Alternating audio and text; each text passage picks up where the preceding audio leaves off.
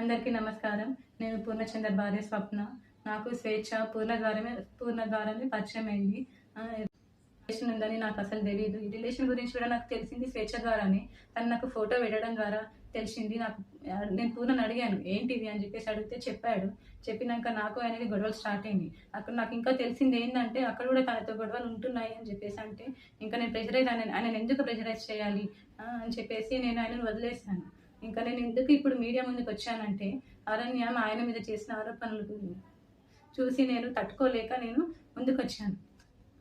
నేను మీడియా ముందుకు ఎందుకు వచ్చానంటే ఇప్పుడు స్వేచ్ఛ కూతురు అరణ్య మా ఆయన మీద నిందలేస్తుంది. ఆ నిందలు నేను చూసి తట్టుకోలేక నేను వచ్చాను బయటికి. నా పిల్లలతో పాటే నా అరణ్యను కూడా చూసుకున్నాడు. తనకి స్కూల్లో జాయిన్ చేశాడు, ఫీజులు కట్టాడు. నా పిల్లలకి బట్టలు తీసుకున్నప్పుడు ఆయన కూడా తీసుకునేవాడంట. నేను నీ కన్న తండ్రి కూడా వదిలేసి వెళ్ళిపోతే కూడా పూర్ణ ఆ స్థానం తీసుకున్నాడు. కన్న తండ్రి కన్నా ఎక్కువనే చూసుకున్నాడు. నా కూతురు ఎలా అయితే చూసుకున్నాడో నిన్ను కూడా అలానే చూసుకున్నాడు అరణ్య. కానీ నువ్వు ఇలాంటి నిందలు వేయడం కరెక్ట్ కాదు.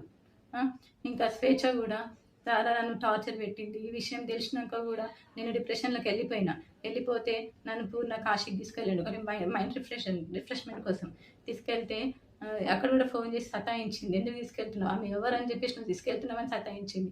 ఆయన ఫోన్ లిఫ్ట్ చేయకపోతే నా ఫోన్కి చేసి సతాయించింది. అసలు ఎక్కడికి తీసుకెళ్ళినా, ఫంక్షన్కి వెళ్ళినా, ఎక్కడున్నా కూడా నువ్వెందుకు ఆమెతో ఉంటున్నావు, నా దగ్గరకు వచ్చేసాయి అని చెప్పేసి చాలా బ్లాక్మెయిల్ చేసింది. ఎప్పుడు చూడండి స్లీపింగ్ పిల్స్ మింగడము. నాకు ఆడపిల్ల ఉంది. స్వేచ్ఛ కూతురు అరణ్యాన్ని కూడా పూర్ణ నా కూతురు లాగానే చూసుకున్నాడు. నాకు తెలియకుండా పిల్లలని ఆమె దగ్గరికి తీసుకొని వెళ్ళి ఆడిపిస్తుంటే వచ్చేవాడు. తర్వాత నాకు నా పిల్లలు చెప్పారనమాట, అమ్మ ఒక అక్క దగ్గరికి వెళ్ళి ఆడుకుంటున్నాను, ఒక ఆంటీ ఉన్నది, ఒక ఆంటీ నన్ను అమ్మ అని పిలవమని చెప్పింది అని చెప్పేసి నా కూతురు చెప్పింది. నా కూతురు చెప్తే నాకు తెలిసింది. ఇంకా అప్పుడు నాకు తెలీదు ఆమె తన వెనకాల ఎవరుండి చెప్పిస్తున్నారో కూడా నాకు తెలీదు. కానీ ఇవన్నీ చేయొద్దు అరణ్య నువ్వు. మా ఆయన మీద నాకు నమ్మకం ఉంది. ఆయన అంత చెడ్డ మనిషి కానే కాదు. ఇంత చేరదీసిండు నిన్ను అరణ్య.